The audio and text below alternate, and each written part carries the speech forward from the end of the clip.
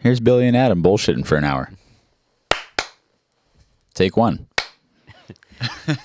Okay, so I know that I've been inching dangerously close to this with the past few Shop Talk videos of starting a podcast, but, you know, the world needs another podcast. I'm told that there aren't enough. There's a shortage.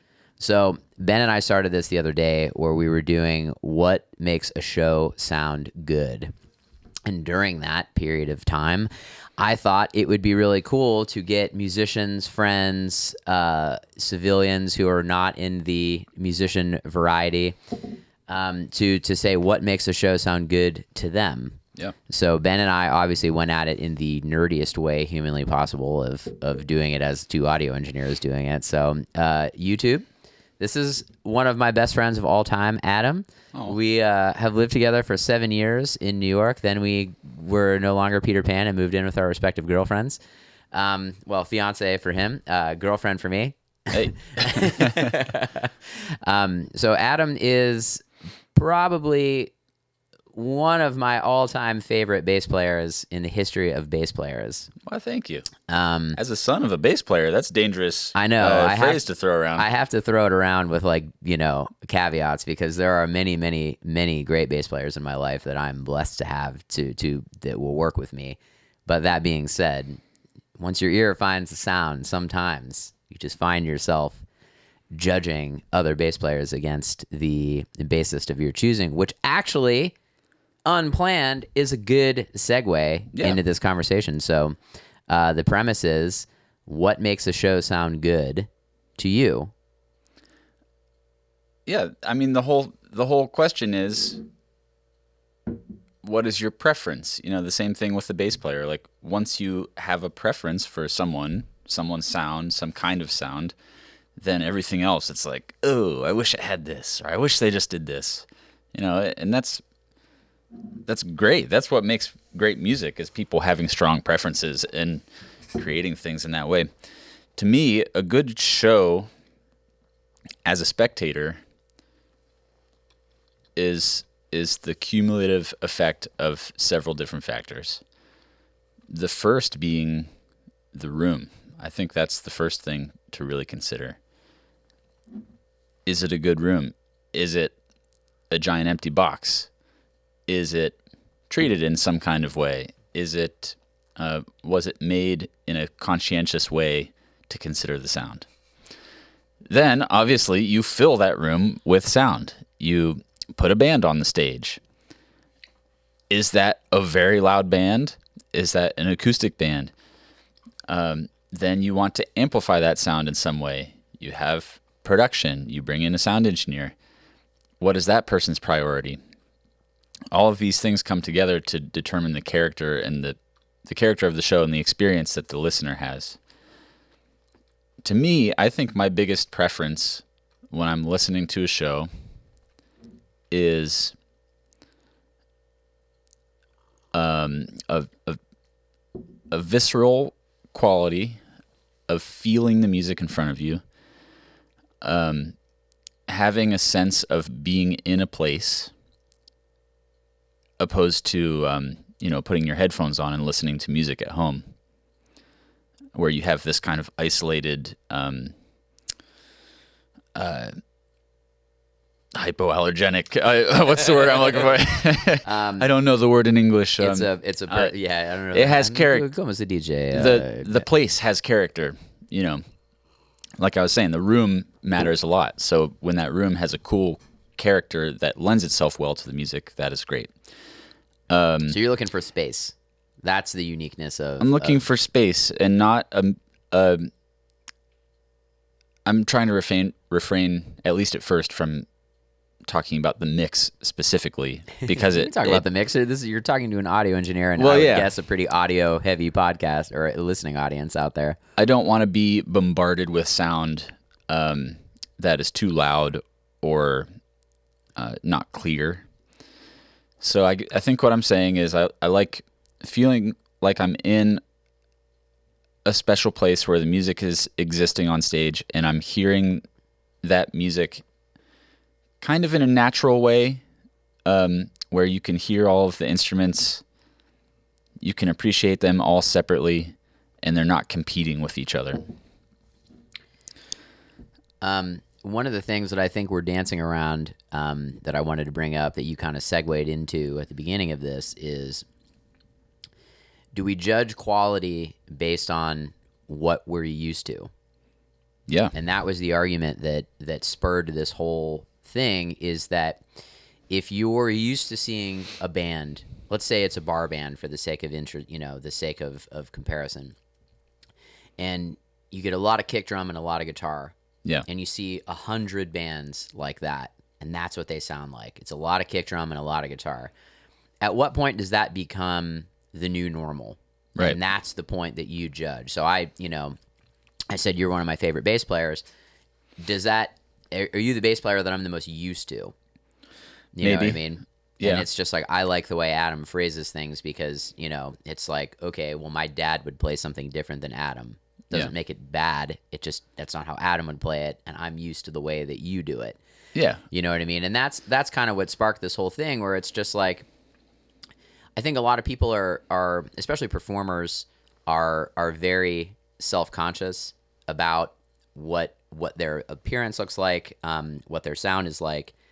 And if it's not like, oh man, our show is not as loud as the band that played before us. So one of the things that I always try to do as an engineer is not make the show too loud. Yeah. Because I don't want it to be that loud. I don't want to have to mix the show with headphone or with earplugs in. I don't want you, the audience member, to have to leave that show with your ears ringing. That's insane. Loudness is never the goal. Yeah. And I agree with you. And it's kind of weird. I've gotten a couple of compliments, or not compliments, let's say comments about that over the years. When we did the Ryman show with Spirit of the Bear, when we were opening for Crowded House, one of the management team told me after the show, they're like, man, you did a really good job with the volume limit that they put on you. I was like, the volume limit? What are you talking about? And he goes, yeah, well, you guys are so much quieter than Crowded House. I'm like, yeah, man, that's intentional. Yeah. They're a good band. They're not running around on stage like crazy. Not that there's anything wrong with that, but it's a listening type of band. It's not very mid-tempo. The lyrics are very important. There's a lot of textures that are happening with backing tracks and synths and all that kind of stuff. It's like you have to be able to embrace all that. If somebody comes in with an analog Prophet line and it's like wee, it's like it hurts. You don't want that. So it was funny. The other thing is, the past couple of shows that we did where Spirit was the headliner, the openers were louder than us. Where it was like, they had house engineers at that level, and the headliner was quiet. And that was something that we've often talked about in the band, that it's just like, James is kind of like, don't be afraid to turn it up. And I'm like, it's appropriate. I think 90 to 95 dB for a show is, to me, I love fine. as long as I can feel the band, as long as I can feel the kick right in my body. If I can still lean over to my friend and say something to them and say like, "Oh, man, this show is great. I love that bass player. He sounds awesome." Yeah. If I can lean over and have an easy conversation with someone next to me, that is amazing. I always joke that when I first started mixing, my mom would come to shows, and her commentary would be the thing that I didn't want to hear at the end of it. It was too loud. The drums were too loud. I couldn't talk to my friends, and it would be like, well, Mom, you're not here to talk to your friends. You're here to see the band. And she goes, no. And then that's like what really flipped is it's just like a bar hires a band to sell more beer. That's what you're there for. You were a catalyst for beer. And I remember I told Ken Rockwood that when I was working there. I just made a passing comment like that. I'm like, well, we're here to sell more beer. And he's like, you are the first person that has ever worked here that's got that. You know what I mean? That it's like, it's about the music, but like, this is how we make money. We have to make money to pay the band. We make money to stay in business by selling beer. So you have to make the people who are buying beer happy. Right. So my mom judges a show of, it wasn't too loud. I could hear everything. Yeah. Meaning that when you look at the stage, you can pick out an individual instrument. And that's like the thing that I always go for when I'm mixing, to be like, do you understand what the stage right keyboard player is playing? Do you understand what the stage left keyboard player is playing? Can you differentiate that? I can hear the guitar. Right. But I think that the overwhelming majority of concert-going people are just used to, and if they hear something that's quiet or balanced, it's weird. We were talking to Aaron, the drummer. So for those of you in the YouTube audience, we did a live from LM session yesterday with a band called Doc Robinson, which you should check that out if you're not. Coming soon. Coming soon. We literally just wrapped it, and Adam and I are here on a Sunday cleaning, and I've been itching to do this with him. And I'm like, all right, we have an hour to do this. Let's just get it done. And Aaron, the drummer in that band, we were talking about in-ear mixes. And one of the things that we were talking about is if you have too many in-ear mixes and you're in this really huge isolated world and you're the drummer and all you have is kick, you're going to play different and it's not going to suit the song because you're just suiting that mix. Right. And Aaron was like, yeah, I have a balanced mix. And every monitor guy that I work with is like, oh, are you sure you don't want more bass? Are you sure you don't want more kick? Yeah. And it's like, no, I want to hear the whole band. Right. And that sparked a whole nother conversation. Right. That's the responsible way of using in-ears. And, that's a big argument against them, is when you have a band on stage and, the goal is for them to all be making music together, experiencing the same thing at the same time and making music accordingly. With everyone on in-ears, that obviously gives everyone the opportunity to experience what's going on differently because you can fine-tune your own mix. The responsible thing is to have a more balanced, realistic mix in your ears. Yeah. So, Aaron's an amazing drummer. Yeah. And you can tell that he's listening to everything on the stage and really taking everything into consideration. He's an incredible vocalist also. Yeah, so, he really was. That was really surprising yesterday. Doc Robinson's vocal harmonies are incredible. So, those boys really need to be able to hear each other and not let things get muddied or in the way so that they can perform accurately together. It is kind of weird how tech can get in the way now, because there's so many options available. I'm going to plug Adam's band for one hot second, the Huntertones. If you're not familiar with them, it is a very unique band where it's an instrumental band with guitar, bass, drums, and the front line is trumpet / sousaphone, tenor sax, and trombone.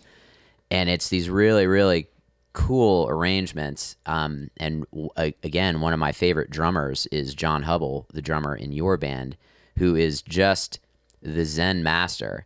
And I took a drum lesson with John, and he just blew my mind of like, well, Billy, we're not going to focus on reading. We're not going to focus on technique. It's going to be, what do the drums sound like? How do you hit the drum squarely, consistently? And John is just one of my all-time favorite drummers to mix. It's kind of ironic that one of my favorite bass players and one of my favorite drummers are in the same band. The Huntertones rhythm section is kind of unbelievably good. We are one and the same in many regards. I think we kind of built each other that way. But I can't take any responsibility. John was already the best drummer in the world when I met him. He's unbelievable. Vice versa is definitely true. I feel like I am definitely the musician I am today because of John Hubble. And yeah, his approach to drumming is very sound based. He is a sound engineer also, so he has that kind of mindset when he's creating sound on a stage and helping place mics on his drum set at shows, and having conversations with the front of house engineer. It's all sound, One of my favorite things about John, which is what I wanted to bring him up, is he very famously does not play with a monitor. No, he does. Occasionally. He plays, well, here's the thing, yeah. I say, okay, so what's the background of this? Because Aaron and I were actually talking about John yesterday. It's like, dude, he's otherworldly. He doesn't even have a wedge on stage. Like, he's just there.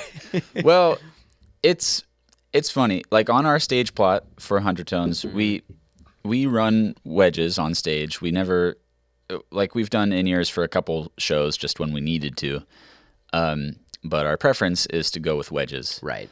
And that is because of what I was talking about earlier, having that shared experience on stage and really being able to interact in the moment and hearing the same thing. So we all, in an ideal world, when we're playing a big enough stage, we all have wedges at our own feet. Whether there is or isn't anything in that wedge is the thing. Most shows, I don't put anything in my wedge. It's just kind of there as a safety. And I treat my own position on stage as my mix, monitor mix. I can mix myself a monitor mix just by taking a step towards the drums or taking a step towards the saxophone if I need to hear that. God, you guys are a dream. I feel like all the monitor engineers out there in the world are like, yes, yes, we need more of that. That's what that's in a perfect world. That's what I want to do. You don't want it to be so loud that you can't hear the other musician on the other side of the stage. You have to be responsible and keep the stage sound level at a place where you can actually look around and see and hear everyone that you're playing with. So yeah, John and I don't put much in our monitors. It's really just kind of a bare minimum type of situation. Yeah. Because we all understand that the sound that we're making on stage is part of what the front of house engineer has to deal with. So in a band that doesn't have a singer, what are you listening for? What gives you, are you still looking for melody or are you looking for? Yeah, I definitely focus most on the rhythm section. We have guitar, bass, and drums. So first and foremost, I'm listening to that so that we can be tight and we can be a unit. So Josh has an amp. Guitar player Josh has an amp. Yeah, Josh uses Fender Twin on stage. The world's loudest, most directional ray of death. Yeah. I usually have something like a 410 bass cab on stage, whatever the backline du jour is. And John has a, standard 2-tom kit. The Ringo kit, if you will. Yeah. A couple cymbals, nothing too fancy or big.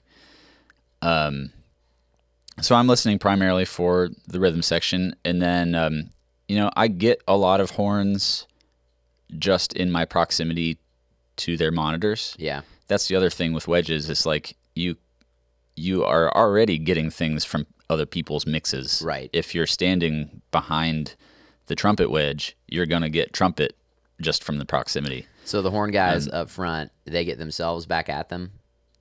Yeah, we have a lot of the horn section just coming back at us from the front wedges, downstage wedges. That certainly makes sense. I mean, if you're a horn player, there's, you got to get your intonation right. So yeah, I feel like that's mostly what we have on stage. We also have a beatboxer in our band. Our trombonist, Chris Ott, is also one of the best beatboxers you've ever heard in your life. So if you guys have never heard the Huntertones, you should definitely check them out. It is definitely a unique band. Yeah. So when Chris is beatboxing, obviously that is really heavy in the monitors. My stand is falling. Because he doesn't have any of his own amplification on stage. Yeah, so that's kind of our approach. Like back to what I was saying at the beginning, it's like every factor of someone's experience of seeing a show plays an important part. The room, the band, the sound that the band is making, the sound that the monitors are making on stage, and then obviously the sound that the PA system is making. And for our band, we try to be very conscious of what we're putting out from the stage. Yeah, That is very interesting. One of the first things, I'm glad that we sort of ended up on monitoring. I didn't think that the conversation was going to go here, but it is kind of interesting. Do you remember when we did the Angel Band gig in 2012? Of course. We were in that the second night of that show. So we were doing a benefit concert in 2012, and the first night sold out. Yeah. And then they gave us an impromptu show the next night at another venue. So the first venue, they actually had a recording truck at. It was a CRC recording truck, and that was very cool. And then the second night, they just had it at a another venue that was a converted Jewish help me, synagogue. A synagogue. Yeah, but it was huge. It sat like 500 or 600 people. Like, it was this really huge thing, and they turned it into a performance venue. Yeah, like a big kind of like arena style seating almost. Yeah. Like it was a pretty cool venue actually. In St. Louis. I'm sure if any of you are listening from St. Louis, you can probably tell us what that is. But we had Wedges on that show, and all of us looked at this big stage, and we just spread out because the venue previous was just very compact. You know, we had a grand piano on stage. Everybody was built in around this piano. So and then we had this big stage the next night that just everybody spread out. And I mean, we were all in our early 20s at that point. Yeah, pretty green. And we were just like, oh man, we have a big stage. We can be an arena band now. You know what I mean? And everybody's off in their own world. And I just remember as soon as people came in there, as soon as the first downbeat happened, we all looked at each other and we're like, oh God, I can't hear anything. Oh no. Yeah. And it was like the band didn't play as well the next night because we were all in our weird, isolated world, even in that instance with Wedges. Right. And it was like, Mike, our music director, was just like, we're never doing that again. Yeah. Like, we got off stage that night and he's like, we're never doing that again. And from that point on, even scaling up to shows that we did in arenas, like when we did that BB&T Center benefit concert, it was, the rhythm section was, center. No one was, well, the drums were on a riser for that, but it was like piano and bass were right next to each other. The core rhythm section was just there. Yeah. And then poor Damon, he got the short stick. Damon, that's right. The whole rhythm section was pretty much centralized, which was amazing. But then, for whatever reason, Damon Grant, our amazing percussionist, who we would have also loved. Has a podcast. He does. Discussions in Percussion. Yeah, an amazing podcast. His riser ended up like on the other side of the stage somehow. So that was like the running joke the whole time. We were just like, all right, I'll write you. We'll see you next week. Yeah, speaking of monitoring, see you over there. But yeah, it's wild. I mean, it's at LM these days, the requests that we're getting is, can you build me an in-ears rig? Yeah, and tons of them. It is really wild how many of those things that we make, and people are just, as we did the live from LM yesterday, I just kind of assumed that they would come in with an in-ears rig, and it was, right. Just an unspoken thing. Hi, I'm a band.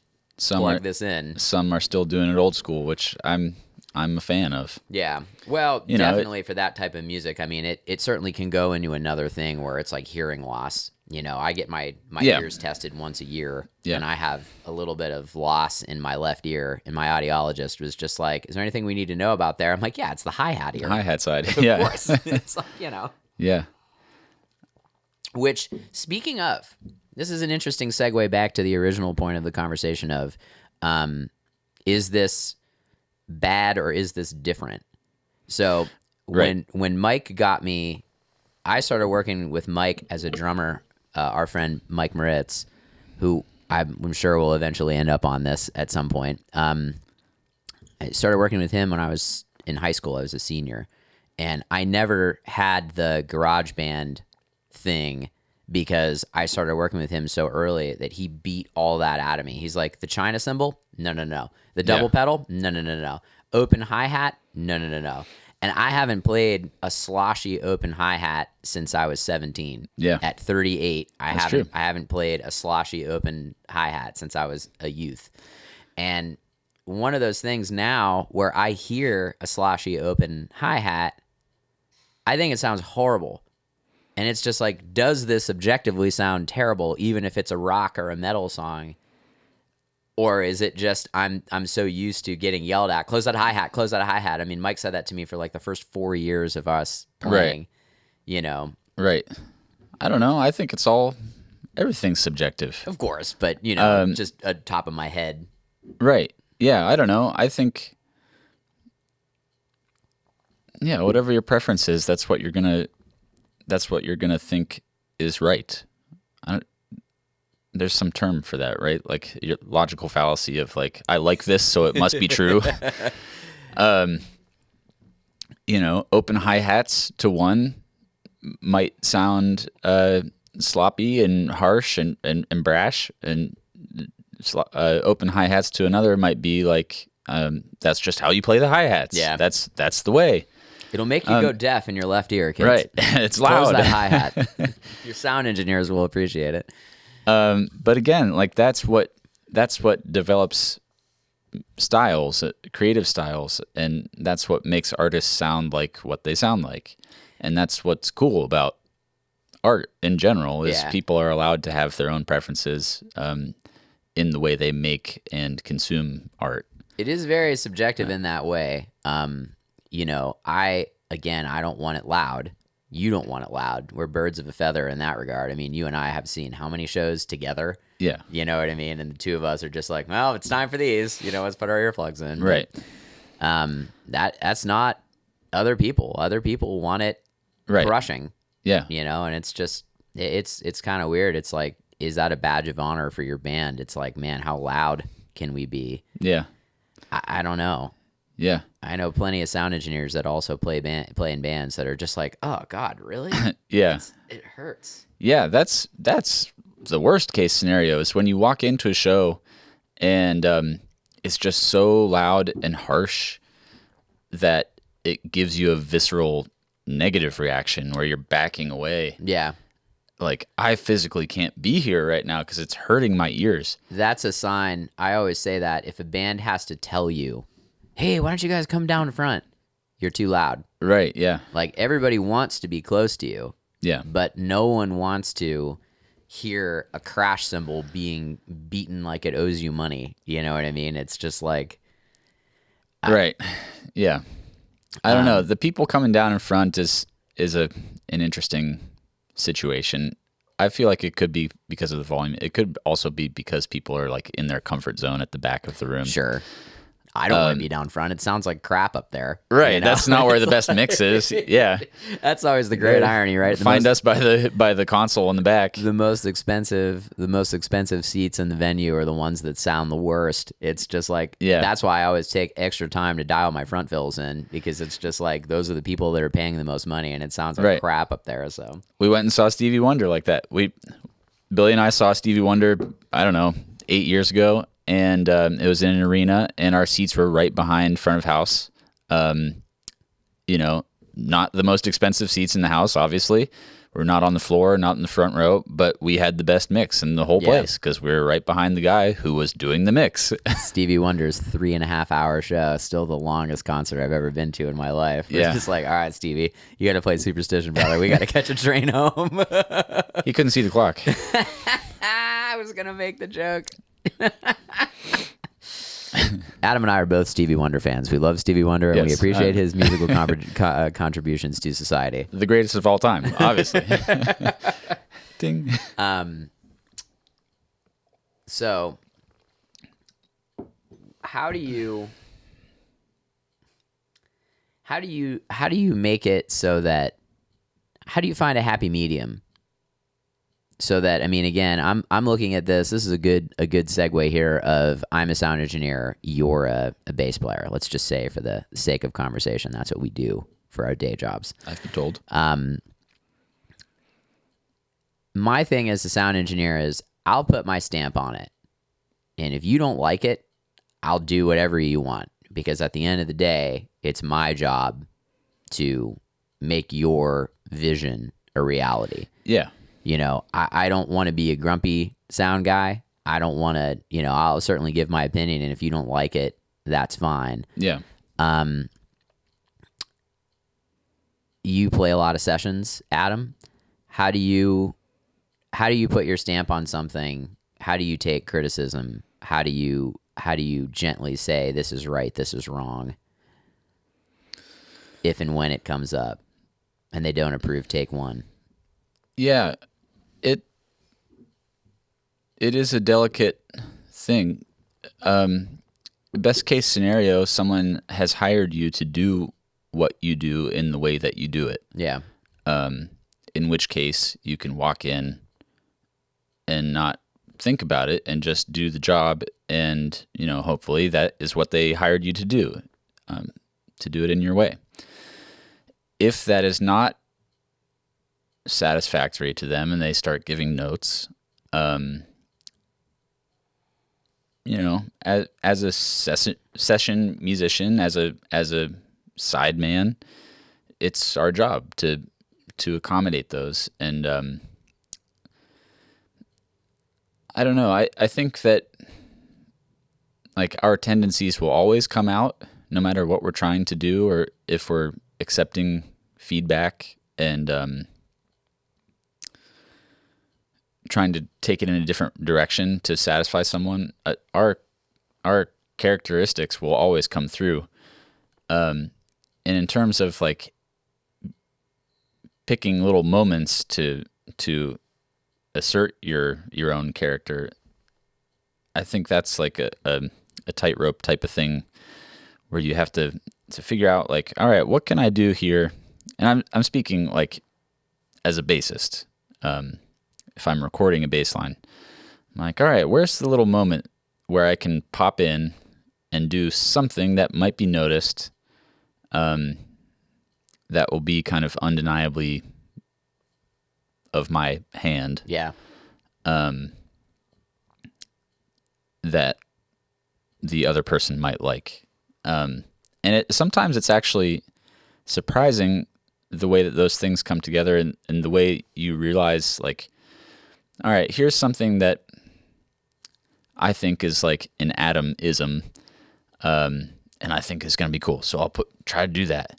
And then like, oh, maybe not. Maybe that's not it. All right, we get that negative feedback on that. We try it again, do something else, blah, blah, blah, blah. Maybe not it. Then maybe there's something that I did that the other person really does like. Yeah. And I'm like, oh, I had no idea. Like that was just like, it just fell off the table. Like that was something I wasn't even thinking of. But maybe they're like, oh my God, that was the coolest thing. So then it's like, then it makes it easy if there's a lot of communication back and forth. Like that's the thing. For everything else, we want it exactly this way. But there's this little nugget of something that we noticed of yours that this is what we really like. And it can be unexpected sometimes. I think a lot of the session stuff too is trust. Yeah. Going back to the beginning of the conversation again, I know what you're going to do. I have an idea of how Adam's going to play this line. Without giving away the artist's name that you and I both play sessions for randomly, there is a client that we both have with a producer where I play drums and Adam plays bass, that we get a basic guide track of a MIDI piano, and everybody in the band records in their own world. Yeah, and isolated. It's like, here is a MIDI piano track, and here is a scratch vocal. Go. Yeah. Very rarely, at least for drums, there's no charts. Yeah. And it, basically the producer sends out the call, we do the session, it comes back, and how do you do that without notes? Because the producer, it's such a tight time frame to get the stuff out that there can't be notes. Yeah. So, if you're a musician or somebody or an engineer or somebody like that, it's how do you put your stamp on something anticipating what somebody else is going to do, and it's like, well, the producer knows, Adam and I, and the guitar player that he uses and the horn players that he uses. And it's, you got to send everything out with not having each other's parts. It all comes back in on the same day and just throw it all in a session and hope it lines up. Yeah. That's always kind of an interesting thing where I like what you said earlier about putting your stamp on it. It's like, well, if you're a drummer, you just got to play the 2 and the 4. And then if you can have a little spot in there that, because you don't know what the vocal line is going to be, you don't know if the producer is going to put another tag. I think you and I are birds of a feather in that regard, where it's just like, well, it might not be the most interesting thing in the world to play root notes here, but it's just like, I just need eighth notes on the root, and there you go. And then here's a do-do-da, you know? Yeah. And that's, this is kind of leading in an interesting direction. I think in terms of my priorities when I'm making music in general really lie a lot in tone and feel and shaping notes. I would concur with that. I would say that Adam has the best sounding left hand I've ever heard in my life of just very, very cleanly and articulating, or, your notes are voiced very intentionally and clean. Yeah, shaping the attack and decay of a note is very much a priority of mine over playing a bunch of notes. Anyone who's ever heard me play would probably say that I'm not a choppy bass player, like trying to show off my chops and like do flashy stuff all the time. That's not my style. I try to impart my character just in playing the bass line itself, where, I could be playing a long note that is laying a bed under an unknown vocal line. Yeah. In that situation, we're not sure where the lyrics will be falling or where the melody's going. And you have to leave a lot of space. So just holding out one note, I feel like I am able to do that in a way that sounds like me and does the job for whoever is asking for it, and leave space for things to happen. That's kind of the thing that interests me about music. Yeah. What are the sounds? What is the tone? How is it being approached? And how does it translate? It is pretty interesting that I think that the recurring theme of this conversation is balance. Yeah. If I can sum up everything that we've talked about, it's just, is it balanced? Yeah. It's like, there's a low end foundation. Maybe it's just a whole note. Right. Maybe the kick drum is just 4 on the floor and you're not doing anything crazy. Like, right.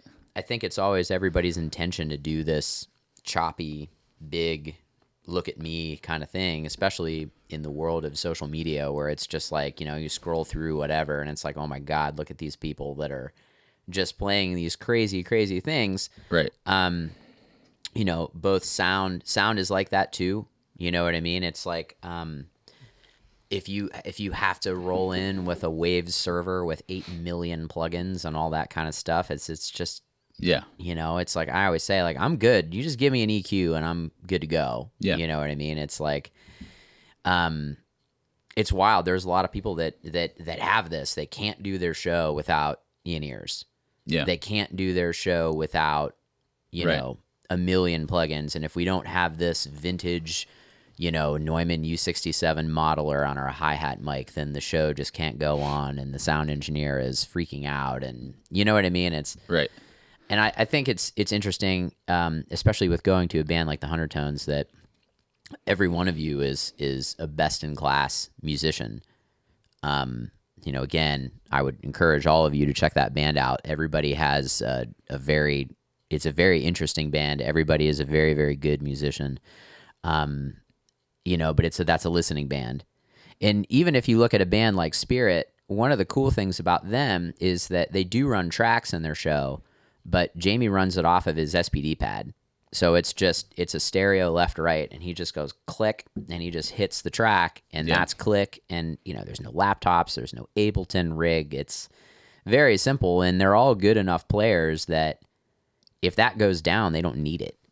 You know what I mean? Right. And it's like, that's kind of the thing where I think in this modern world, can you play your show without the tech? Right. And I think it's becoming a shortage, or that's not really a thing so much anymore. Right. Where it's, I have to have this because if my laptop goes down, then I don't have a show. Right. Oh, cool. So we're listening to your record and you happen to be on stage. Right. Which again is kind of a slam against, EDM music and DJ culture and that kind of thing, which I understand we're getting into that territory. And I'm certainly not saying that there's anything wrong with that. You know what I mean? If you're into that sort of thing, but I mixed a hip hop guy for a couple of shows, and we did a show in Vegas at 6:00 at a festival in front of like 30,000 people, and his laptop overheated, and we missed our time slot, and we had to do an alternate stage later along in the night that they had to make room for us because it was 105 degrees in the sun at 6:00, and the laptop's overheated. And it's like, what are you gonna do? There's no show there. It's where's the backup? There, what happens when your main and your backup goes down, which is what happened. Right. You know what I mean? It's just, they just got too hot. What are you going to do? It's in the sun on stage. Yeah. And, going back to, the mythical rhythm section of Adam and John, it's like, we could use monitors. We don't have to. It's like, it's a very cool juxtaposition. Right. With that. Yeah, it's, nothing against using tech for your shows. Some amazing art has happened because of technology, obviously. And the fact that it's being incorporated more in live performances opens the door for other things to be developed further. And modern day shows, if you go to any big concert, there's going to be tracks happening. Yeah, of course. And it opens the door for bigger production and for things to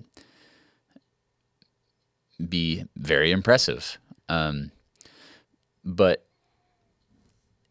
again, it comes down to preference. Like, as an artist, where do you want to focus people's attention? Do you want them to be wowed by the show and the choreography and the coordination of all of the different on-stage production elements, or do you want them to see a band on stage interacting with each other and being human and doing things organically? It just comes down to preference. For Huntertones, our preference is to give an audience the experience of seeing 6 people on stage making music, as if they were just like, hanging out in our rehearsal room somewhere.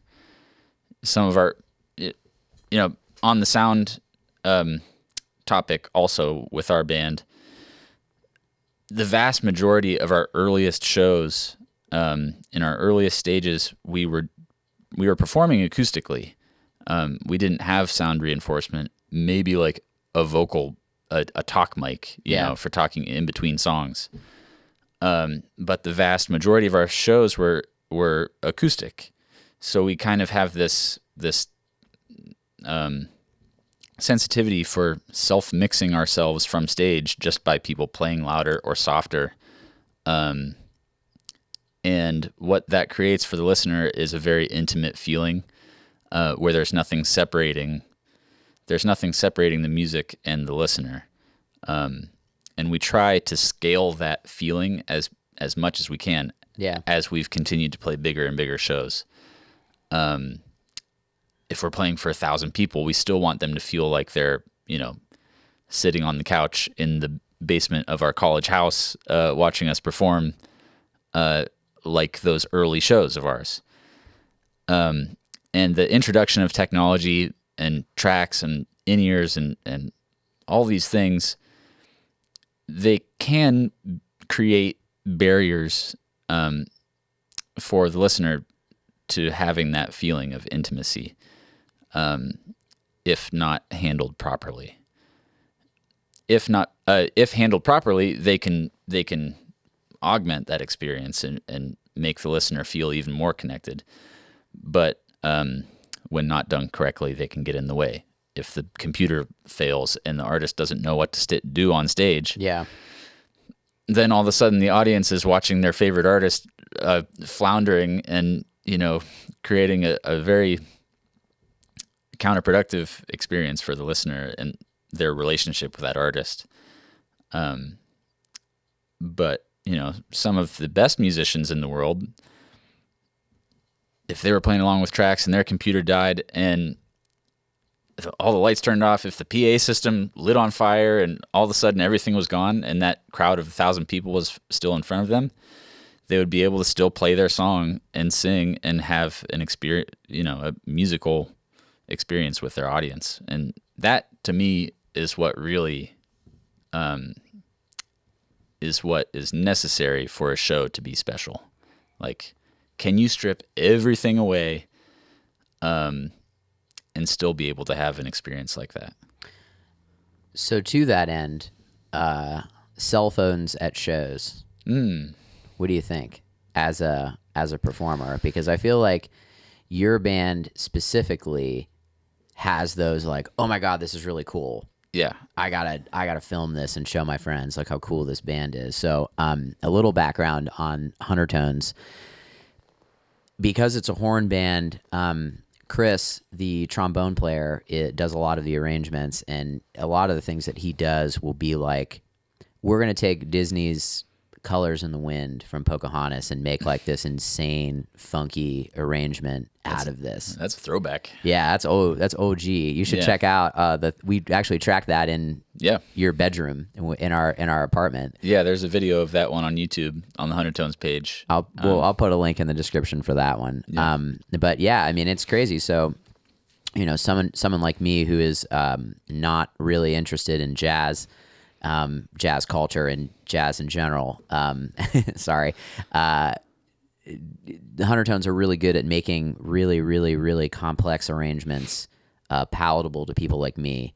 And I don't know if I can get away with saying this in 2025, but the Huntertones makes it so that girls like jazz. like no other band I've ever experienced. It's like, we're still working on it. It works though. I've never seen girls at a jazz show, and I've seen a lot of girls at Huntertone shows. Again, pardon any connotations there, but are you cool with people filming your show? Yeah, I think it's inevitable. I actually have never been to a performance of any kind where they had a cell phone policy that was enforced, like with I've heard about a lot of events, big events, where they will put your phones in those little bags so you can't use them, or if they have a check for them. I've never experienced that firsthand, but for me, it's kind of inevitable, and you want to have a strong connection with your audience in the moment. And sometimes it can get in the way if someone is, recording the entire show from their phone, and and they might even be interfering with someone else's experience next to them. If they're just trying to dance and they're just being like, stubborn, standing there with their phone, and they might get in the way. But I'm on board. I think if people want to record something from a show to show their friends, that's just a way of extending the excitement of being there, and extending the experience. I kind of am under the same thing. It's just like, man, you paid for your concert ticket. Yeah. You can do whatever you want. As long as you're not interfering with somebody else's ability to experience the show like they want. Right. It's fine. The interference is one thing. I have seen firsthand at several of our shows, looking out in the crowd, and I'm seeing like one person who's trying to have fun, and they're being kind of like not berated. They're just being like bumped up against with someone else who's just like causing them to think about that person more than they are the thing that's happening on stage. Yeah. Like sometimes those things can be more distracting. I think everyone in this day and age is so used to seeing cell phones all around them, taking videos, whatever. Like, for the most part, if I'm at a show and someone next to me is taking video of the show, it's not a distraction to me. Right. From my enjoyment of the show. I would agree. There are far worse things that can be done by fellow audience members that would be more distracting. If somebody lights up a cigar next to you, that's going to be way more offensive than them pulling out a cell phone. So I'm not against it, really. It is kind of weird from a sound engineering standpoint. Like, I always have that in the back of my mind that people are going to pull their phones out. Yeah. So like as an example, I will make the drums clicky sounding. Yeah. You know, excuse me. You know, I'll put an 8K bump in the kick drum, in the toms, you know, that kind of thing, so that when you watch the show from somebody's Instagram feed that has like a 250 hertz high pass filter on it, you can hear it. Yeah. So from a bass player standpoint, you know, going back into the sonics, it's like, is that something that you're thinking about as far as sonics go, translation, full spectrum? I mean, as an active bass player, using an active bass, is that on there, or is it? No, I don't consider that at all when I'm making decisions about tone on stage.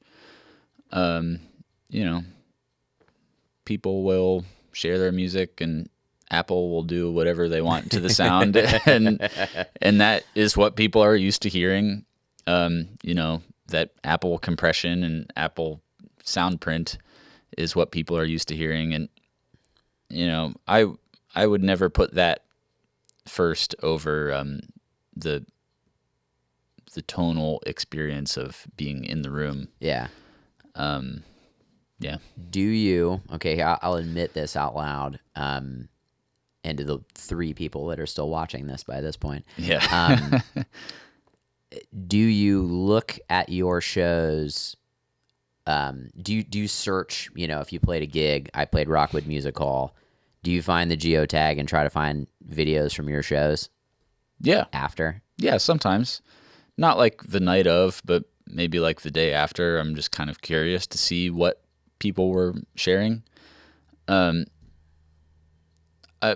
Maybe I'm curious about what the sound was like, to hear what the balance was like in the crowd.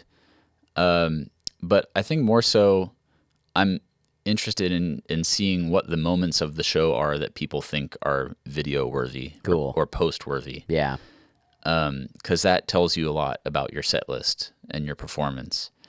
Like no one's going to post a video of like you on stage tuning your instrument. Like, you know, those are the moments you want to minimize in your performance. What if there are super fans out there that are like, man, Adam DeAscentis of Huntertones, look at him tuning that bass. Snark tuner. I can't believe he uses that. Like, you know, for Huntertones, we aim to have a high energy show with as few lulls in the action as possible. Sure. Because we understand where everyone's attention spans are. So moments like that we try to minimize, and moments that get caught on film and posted to Instagram, we try to maximize those types of things. Yeah. Or those types of feelings that reach the audience, that it compels them to take a video and post it on Instagram. So it is a tool. As long as people's cell phone and video recording usage in a show isn't impeding someone else's ability to have fun or their own connection with the music, then it can be a really good tool for refining a show, I think. I agree. I do the same thing. James from Spirit actually does a cool thing where he will always be watching. He is always on the prowl for anybody that tags them. Yeah. And the day after the show, he reposts everything. So like the day after a Spirit of the Bear show, there's 100, you know, different reposts of that kind of stuff. And I always like to do it because I just want to know what it sounds like at various points in the room. You know what I mean? So if you're standing in front of the PA, what does it sound like? If you're standing in front fill land right in the center, what does it sound like? If you're standing way in the back where it's just a big bass box, right, what does it sound like? And I think for me, from a technical standpoint, it kind of lets me dial that show in. Yeah. So that I know what works and what doesn't. Right. And one of the reasons why I do want to have, I want to see if I can get Chris on as an arranger. Yeah. That, you know, as a sound engineer, you're the arranger. And it's, you know, the tools that you have at your disposal are all about making everything fit in 2 speakers. Right. You know, so that's, I always think about it that's very interesting that, you said in the beginning, just about the room. The room is important to you. Yeah. This is a good sounding room, and I feel like as sound engineers, we're always sort of fighting with that. Right. I always say the best sounding mixes I've ever done are when I just put the faders up and there's no EQ and it sounds great. But the reality of it is, you're in some boomy arena that sounds terrible. You're in a bar in the corner, and you have speakers pointing at each other, and you know that you're breaking all the rules. Right. And then, you have to make that work. So I feel like so much of music, or at least performing music, is boot camp. It's like, what do you do if your monitors go out? Right. What do you do if the console dies? What happens if you are in this unideal acoustic environment? And I think being able to adapt is something that there are certain people that get it and there are certain people that don't. Right. And that is how your band can sound good consistently, night after night. How do you adapt to every situation and bring forth the thing that you're trying to? It's almost like when I think about, a front of house mix, to me, it's almost like it's all about compensating for the variables that are at hand. Yeah. Like in a perfect world, you would just bring up the faders and everything would sound the way you want it to. But because of all these variables that come into play, you have to make decisions and employ techniques to compensate for those, to clear up low end or to do whatever. It's almost like it's all just problem solving. It's not, it's like, what tools do you have at your disposal to clear away everything that gets in the way? Yeah. Yeah, and it's kind of wild, which brings me to my next question for you is, what is your favorite venue to see a show in? It doesn't have to be a specific name of a venue, although it can be. What's the style, like a club, a basement, an arena, a stadium, a theater? I like a rock club, nothing too big. Again, like the intimacy of seeing a show is important for me. Mm-hmm. So if I can be towards the back of the room and look up on stage and still like see details of everyone on stage, that's great for me. In terms of room size, yeah, something like that. Recently, we've been playing. Huntertones has been playing some shows at Public Records in Brooklyn. That's kind of like our new New York home base since our beloved Rockwood Music Hall has shuttered. God, is that a bummer to say that out loud? I know. That hurts me in ways that I can't even describe. I know. Everyone's favorite venue and a very important hub for so many musicians. But yeah, now Public Records is a really cool place to play and hear shows. It's kind of like that medium small size room, really good sound treatment, and it's kind of small enough that you can see and feel like you're interacting with the band that's performing, big enough to have a crowd in there, have some energy coming to the experience. So yeah, something like that. Yeah, I don't see that many really big shows these days. I'll probably go to like one arena or stadium kind of show a year usually, and that's a fun experience just because like it's cool to hear things that are really big. Yeah, it's big sometimes, but it's not my favorite music listening experience. I would agree with that. I can count how many shows there's been one arena show that I've heard that sounded really good. Yeah. That was John Mayer at MSG on Sob Rock. Yeah. And that was it. Yeah. And so, okay. All right, hold on. This is good because I use this example all the time and you were there. What's the best sounding show that you've ever been to? Oh. And what made it sound good? Because the one that I always bring up is the time that you and I saw The Roots with D'Angelo. Oh, wow. Yeah. In Bryant Park. That could have been it. that could have been. I was not prepared for this question, but Neither was that I. could that could have been it. That was a really amazing show. You know what it could have been for that one. Like, obviously, I'm biased as a bass player. I prefer an above average amount of low end. Me too. In a show, and you know, seeing a hip hop show, there's going to be that. And Pino Palladino is on bass. Of course. That one was incredible. That was an outdoor show in Bryant Park in New York, and you know, yeah, it was unforgettable. I don't know if I have any others on my mind, but it's interesting that you would mention the John Mayer show at MSG because, you know, What's the common denominator there? well, yeah, Because Pino was on that show. Yeah, Pino was on that show. No, but it's interesting that you called out that venue because Madison Square Garden obviously is an iconic, historic, globally known venue. And I never really knew it until I was talking to our friend Ethan Davis, who got to mix in Madison Square Garden last year. And I talked to him afterwards. I was like, oh my God, what was that like? Was it so cool? He's like, oh man, I was just like doing crisis management, like triaging everything. He's like, that was a hard room to mix. Like, it is. I've heard shows in there that have not sounded very good. For whatever reasons, there are variables at play that make it an uphill battle in the sound department. So he said it was a surprising experience, and it was surprising for me to hear that. And he was sick that show too. Yeah. So whoever was mixing John Mayer, I don't know who his engineer is, but he must have had some tricks up his sleeve. Well, you know, from an arrangement standpoint too, it's like, you know, I always tell people, it's like if you're let's say you're a punk band, there isn't much that I can do as a sound engineer other than we're in sound reinforcement territory. The only thing I can do is make you louder. Sound engineering territory where we're building something and sculpting something, the faster a song gets, there's less and less you can do because you can't use reverb because it's just cacophonous and it just muddies everything up.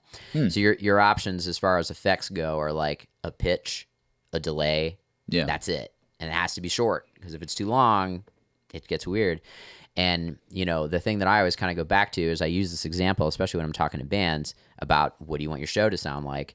I bring up John Mayer because all that stuff is intentionally designed to let the production shine.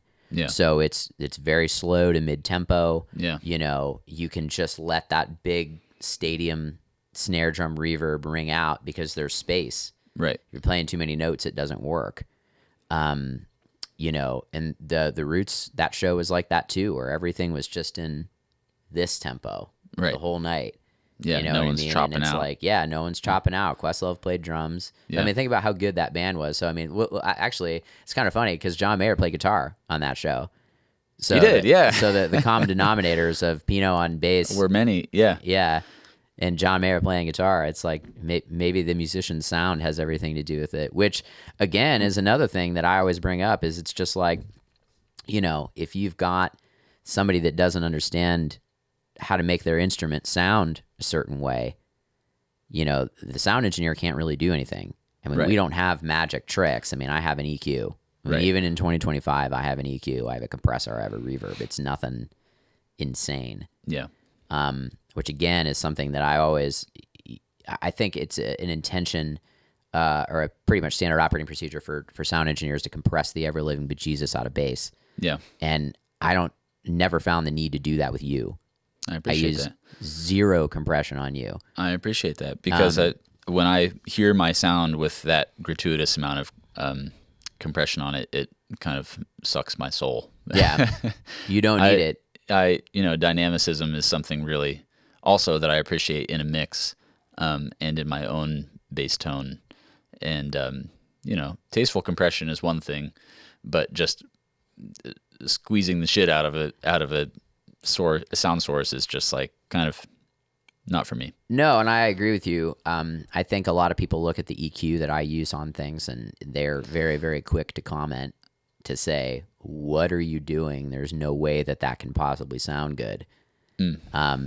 But if you look at it the way that I look at it is everything has to fit. You have to make all of this fit into two speakers. Right. And if you're putting full range signal for every single instrument, think of a kick drum. Right. A kick drum goes from 20 hertz to 10K. You can't put that whole thing in the mix. It's impossible. Yeah. You know, the bass occupies those frequencies. If you have a sub synth or something like that, you have to shelve it all in so that it all fits. Compression is another thing like that, where it's like if you squeeze everything to death, it sounds terrible. Right. You know, it really does. I mean, listen to the 80s. You know, if you listen to any record that came out in the 80s, chances are it was probably mixed through an SSL console that had a compressor on every single channel. Like, that was the first time that you really got that in an analog world. Yeah. And it had a master bus compressor in the console. So everybody just turned the compressor on, mixed into the compressor, and it was just this thing. And that's why everything in the 80s sounds like that, because that console came out and everyone you know, just used it because it was new. And I find myself even now having a compressor on every single channel. It can just build. I think you have to find the things, but it's like, I really don't like compressing drums, although I do, like with Jamie on Spirit, I do compress the snare drum quite a bit because it just has that sound to it. Right. But Nate, the bass player in Spirit, is, again, another one of my all-time favorite bass players to work with. He plays very dynamically, very interesting parts. I don't find that I need it. You know, it's just, it's a tool, but it's not there. And I think that a lot of times you find these standard operating procedure kind of things where it's just like, okay, I will plug my bass in, and regardless of the session, I will dial this sound in. Yeah. You know what I mean? And I think that's where a lot of people kind of get into trouble. Yeah. And one of the other interesting things is I've stolen a lot of things from you living with a bass player for 7 years. I remember there was that period of time where you had a reverb pedal on your bass board. Yeah. You know what I mean? And I'm like, that's cool. I never thought to put reverb on a bass before. What does that do? Yeah. It's like, okay. Yeah.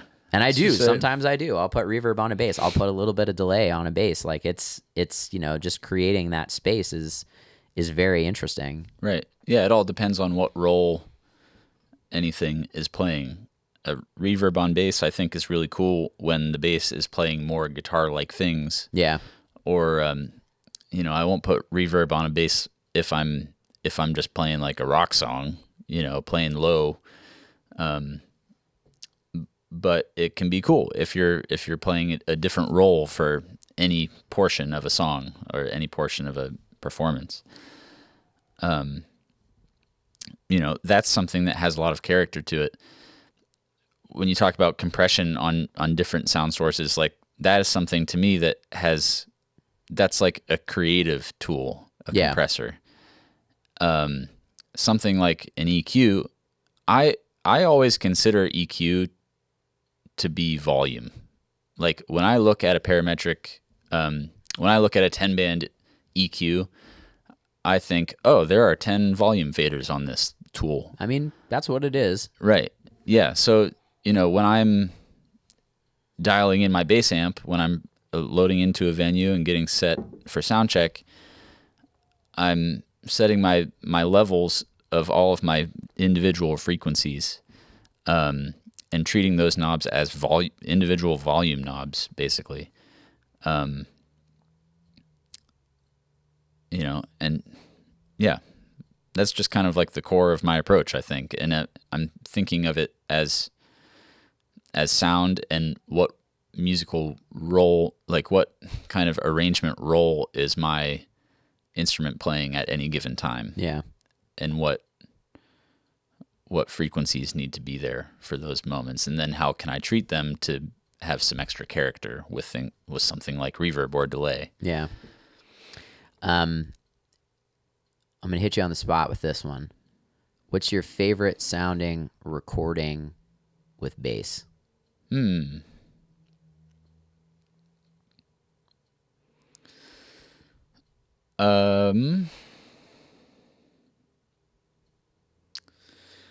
favorite sounding recording with bass. In terms of bass, it can be the bass physical instrument. It can be the low end mix of the record. Because one of the factoids that I think we should tell people while Adam thinks about this is, at our apartment, we famously did not have a TV. Yeah. So in our living room, I had 2 big 3-way Cerwin-Vega speakers, and we had this monster 12-inch sub in our tiny little New York apartment. It had 500 square feet, and the sub took up 3 of them. And that was always the thing where people would come to our apartment, and they would say, "Oh, you guys don't have a TV." And like, we just did it as a listening thing. It would always be cool. Like Adam and I oftentimes would just sit on the couch and listen to tunes. I remember when Snarky Puppy came out with Silva. Yeah. And Adam came home, and it was like, "Oh my God, this is amazing." And we just sat there and we listened to the whole thing. And, we kind of really got into really, what is the good sounding low end in this room, being a drummer and a bass player living in the same apartment. You know what I mean? Let me think here. I think one of my favorite bass sounds on a record is, something like the Donny Hathaway Live album. Something like that. Very natural sounding. Really, yeah, very natural sounding, and you get an experience, or you get a feeling of experiencing the show. It's a live album, and you feel like you are in that room. It's very well captured. And Willie Weeks is the bass player on that album, and it sounds like you're sitting in front of his amp, in a room, and you can feel that. I really like that.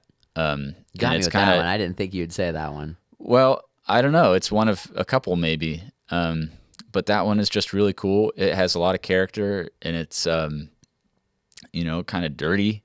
I'm not usually a fan of like completely clean bass. I mean, obviously I will do that in certain scenarios when it's the best application.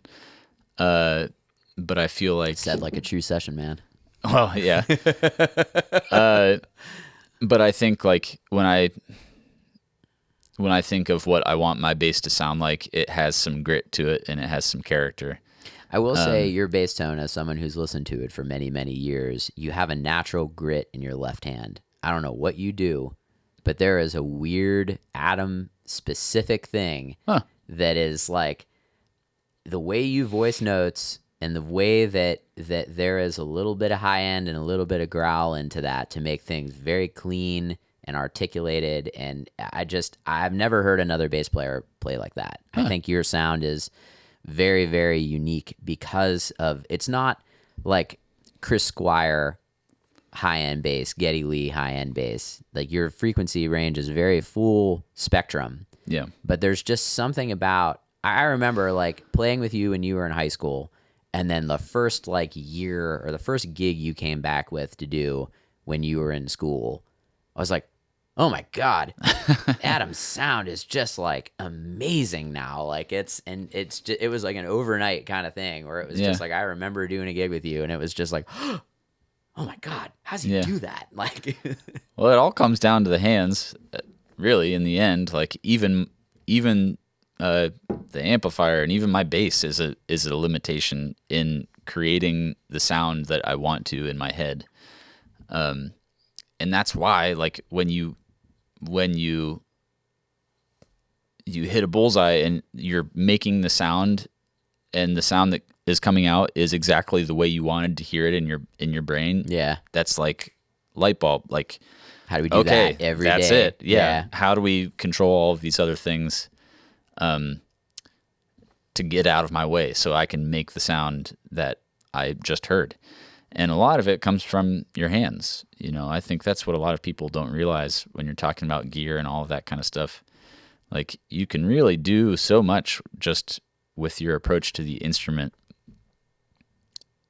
I don't know how I get a gritty sound just doing that, but but I mean, again, it's just a natural sound that you get. And I think going back to the session aspect of things, the engineer aspect of things, why you hire certain musicians, certain engineers, is that I think everybody wants to hear things in a certain way.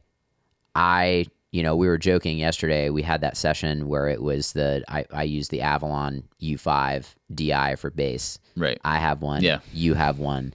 And you're like, oh man, I was joking. I was just like, what Adam, the bass sounds really good. I hate to say that this is just this magic box that you can just plug in and it makes everything sound good, but it did. And he's like, what setting do you use? I'm like, I use 2 because it's the mid-scooped one. And you're like, yeah, that's a very Billy bass sound. Yeah, that's the Billy tone. I'm like, I like 1 and 3. Those are my favorite ones. The non-mid-scooped ones. I almost never use 2. But it's funny. It's just I think you hire people based on the way that they interpret things. Yeah. You know, it's just like it's very, very interesting in that regard that it's just I never really think about it. That's just the way I dial it in. I just want the drum to sound like this, or I want the bass to sound like that, or I want the vocal to sound like that. It just is what it is. So you can put whatever microphone in front of any singer, and I'm still going to EQ it in a way that makes it sound like I want it to sound. Right. And it just I do think we get overly sensitive about, oh man, you got to have the Sadowski bass, you got to have the tone hammer preamp, or you got to have this or whatever. It's like, does it allow you to make music the way you want to? Yes, then great. It doesn't matter what it's called. It's funny, in Youngstown, Ohio, where we're both from, I famously call it the Youngstown sound, where it's just no bass, no treble, all high mids. Yeah. And, you know, again, an overarching theme of this conversation is that what you're used to hearing? Yeah. If you're used to hearing things that way, that's what you believe sounds right. I think it sounds terrible. But it's like back in the day when you had limitations of equipment, it's like, well, okay, I had to make it sound like that. If I had too much low end, my amplifiers couldn't deal with this or anything like that. Yeah. But now it's wild to see younger engineers in Youngstown.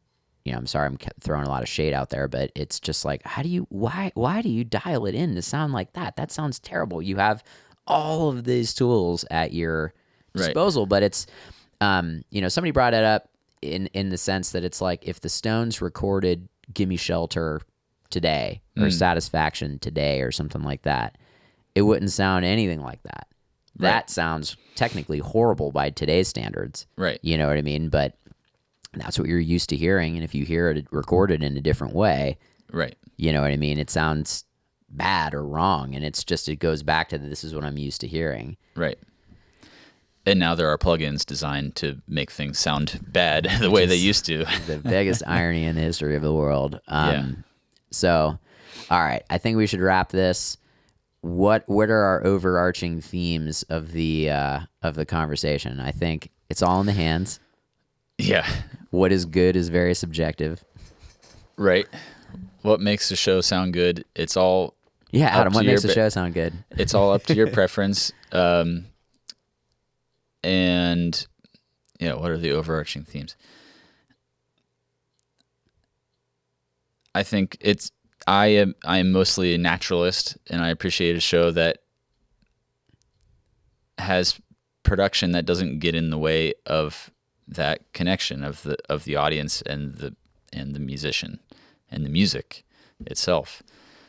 I think a show sounds good when it is just amplifying or augmenting that feeling of connection. And a good sound engineer will compensate for all of the factors that are at play to make it feel natural and intimate, no matter how big the venue.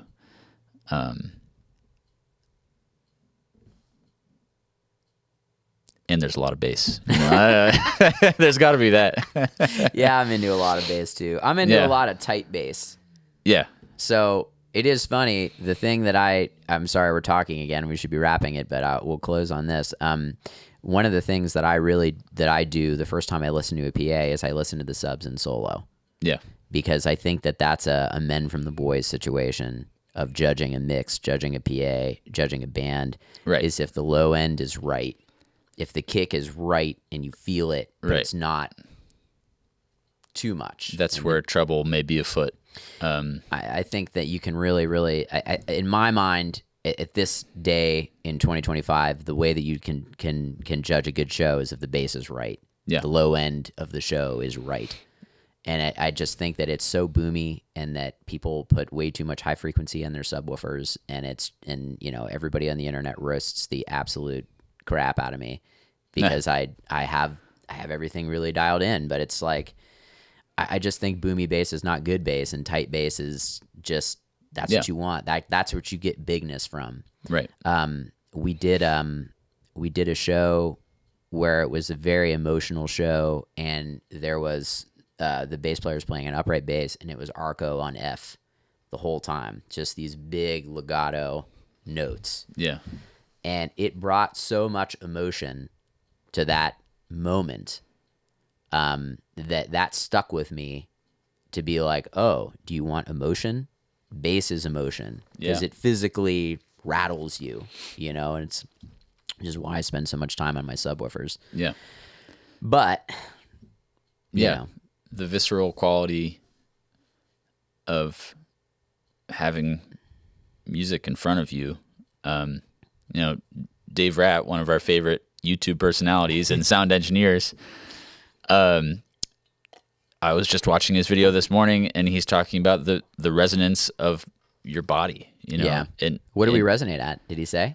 I don't know what the frequency was. Because everything on Earth has a resonant frequency. I wonder what humanity rattles at. He's talking about, you get bodies in the room, and that will change your mix in terms of the frequency that is present in the room. Yeah. And because of that, as a spectator, when you feel that resonance, that's where it's at for me. Yeah, I agree. Yeah. I think that's why engineers make drums and bass so big. Yeah. I just think that sometimes it's executed in a weird way, but Yeah. That's me just throwing shade. Okay, and on that note of me just pissing off the entire audience, the four of you that are still watching this. So we talked about the band that Adam plays in, the Huntertones. Where can the people find you? Find me at adamplaysbass.com. That's my website, which links out to most other things in my life. Our band is huntertones.com, all one word. I don't know. Instagram, if you're on there, Adam D Music C is my handle. Adam, the letter D, music, the letter C. It's funny. I changed my Instagram handle last year. It used to be my full name, Adam DeAscentis, and I got sick of standing around spelling my last name for people.